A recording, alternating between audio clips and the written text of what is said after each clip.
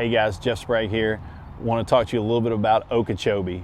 What a great event that turned out to be. You wouldn't know that by watching the first day of our event there. Had a great practice there. I mean, those fish were really set up, and I think it would have been a much better event had the weather held out for us, but we were throwing a really big curveball there with the weather, the north wind, the cold temperatures, and it really hurt those fish. And we, some of us just survived, which really turned into my first day of the event. So what's crazy is I really thought that I had found something special there offshore with a thunder cricket, and it was an edge of an eelgrass line. And it's crazy because I started right here.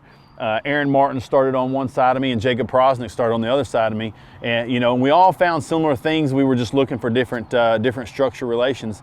And after the first day, I had quite a few non-scoreable bass, and Aaron had a couple scoreable. I think Jacob just had a couple of scoreable bass as well.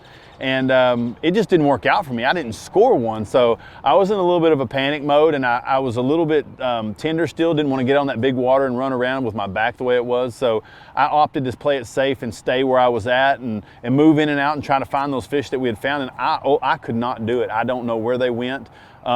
I ultimately found out where they went because Prosnick won on them. They actually moved in. So, but that was really cool. I abandoned that and on my second day and ran over to an island area where I had a lot of bites in practice as well. I just didn't see the quality there that I had seen over where I started the first day. And so I was a little leery about going over there, but I'm glad I did because it's so crazy how fast that lake changes. On day 2, I went over and I started again at the same area where Prosnick did, but I left after the first period because I only caught one scoreable bass.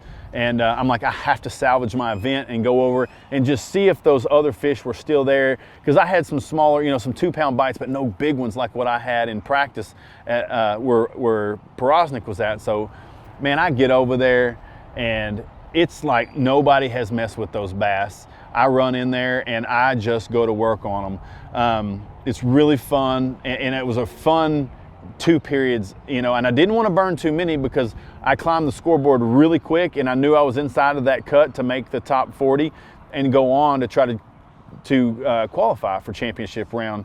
And what's really cool is when I pull in there, there's no one in there. And I do round the corner, and way in the back over, I see another one of our competitors, but there's only one guy.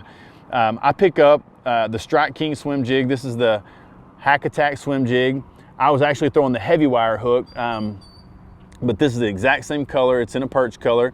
And I alternated between this Rage Menace and another soft plastic trailer. But those fish would wake over from 5-6 feet away, just make a beeline right for it and just smash it. Super cool, super fun way of catching them.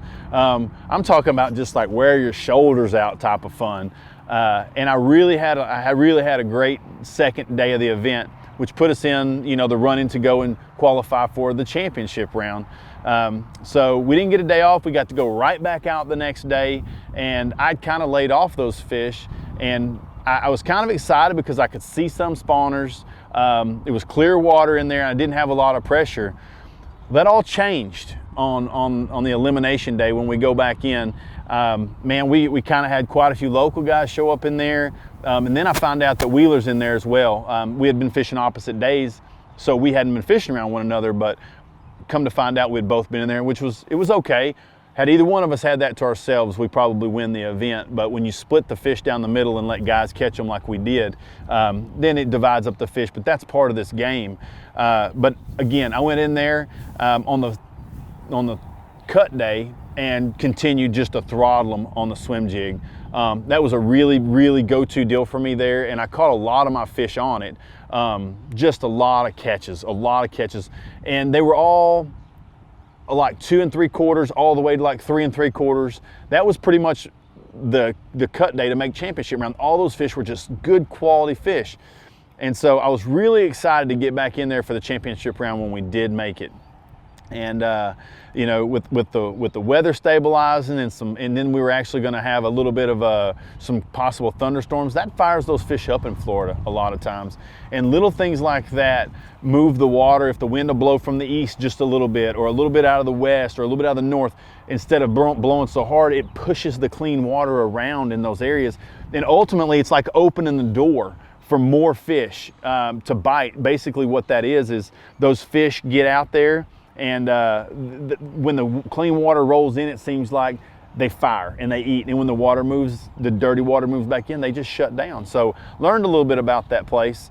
And we made the top 10. So now we get to go to Championship Sunday, or just Championship Round. We've always known it referred to as Championship Sunday, but it's actually Championship Round. So I was excited to get back out there. I was a little nervous because I knew I'd burn up some fish, but we got there and it was a little different. There was very little to zero wind, and championship morning I pull in there, and you know, I'd been fishing that swim jig, but I saw some fish that were really right underneath the surface before lines in, and so I had a gurgle toad tied on. This is just a green pumpkin and silver gurgle toad with a 5/0 screw lock wide gap hook, no weight, and I picked this up and went to work that morning. I caught the first one was just over 5, it was almost a 6-pounder, and then lost several big ones, and I didn't realize that those big ones had moved in. It took me a while, because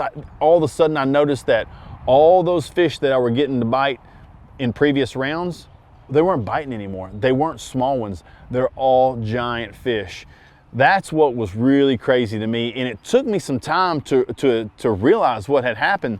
So basically, that wave of males had been in there and set up on those beds and had been there for, you know, a lengthy period of time. I'm going to go on a limb and say, you know, a week, you know, as long as we've been there. And when I went in there and practiced and got the bites, and then when I went in there every day, it got different. It got better and better and better, meaning they went from little males barely being 2-pounders when I was in practice, that I was a little skeptical about going, to where some smaller, or some small females and some larger males moved in, all the way up to when championship round, overnight, the females showed up and they were chomping. I caught several of my big ones that day on the gurgle toad, and then the remainder of them, I really fished hard on the swim jig. Lost several really big key fish there that would have probably put us, you know, in a much better position to do better in the event. We ultimately finished top 5, but I learned something about those fish, because how quickly they can change. You can't give up on them if you go into an area and it feels right and it looks right. You have to go back again and check it again. And if you don't, you could miss out on it. A guy could pull in and he could do it just on a whim because he had the bites there. And you'll notice that a lot of times when you're in a tournament, or when you go into a tournament setting, you're in practice and you find the big ones, okay? Like you're in practice 2 or 3 days in advance and you're like, man, they're loaded in here. Well, then you go back in the tournament and you can't get a bite, or you can't get a big female to bite. It's because those fish came in, they did their business, and they moved back out. And you're just not going, they're not there anymore. So you have to re-hunt them down, meaning like there's another area in the lake, probably another pocket somewhere else that wasn't right a week ago or 2 or 3 days ago when you practiced it, and now it's right, and those females are doing it in there. So it's all about timing, and that's a really big key, and that's a really big thing that, you know, as an angler we have to understand that. And you know, we think that these fish are so smart, and they are. They're very wily and smart. However, it's all about timing, and it's all about the right bait and the right presentation. So that's what got it done for me on Okeechobee. I really enjoyed that event. I had a great time down there, and to walk away from Florida with the second event and a top 5 finish, great points towards the Red Crest, and I can't wait to get back to Florida. She's been good to me down there, and I always look forward to getting back to that shallow water and that warm weather.